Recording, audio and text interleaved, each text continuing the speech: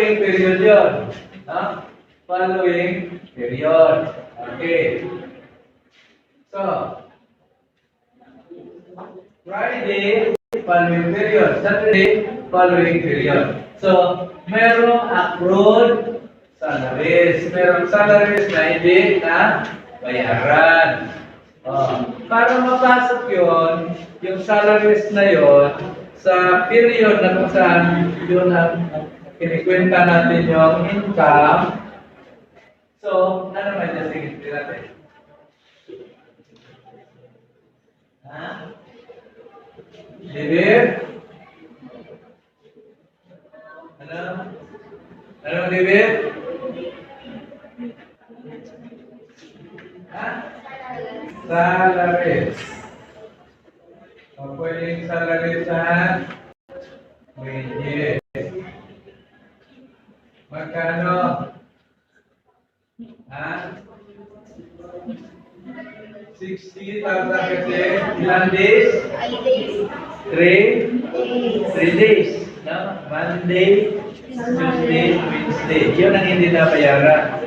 Nasakop doon sa kinukompute natin na income statement. So, magka-20,000. Credit? Ha? Credit?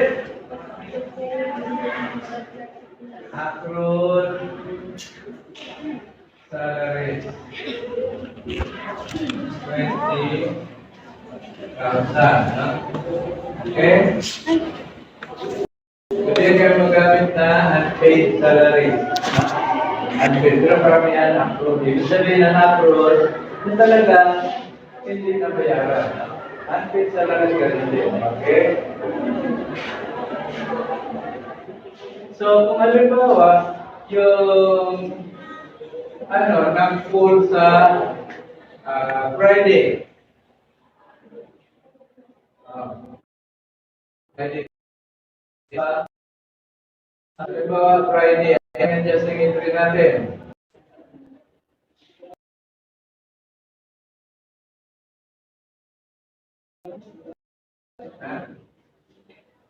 Dito? Dito na Friday.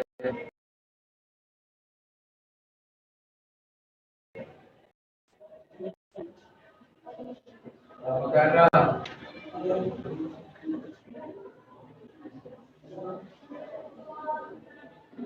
Magkano?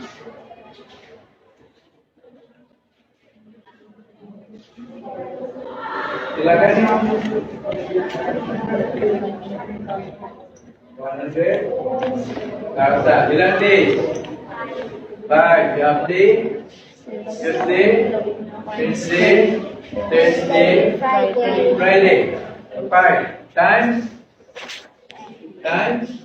20. Daily. Daily is 100,000.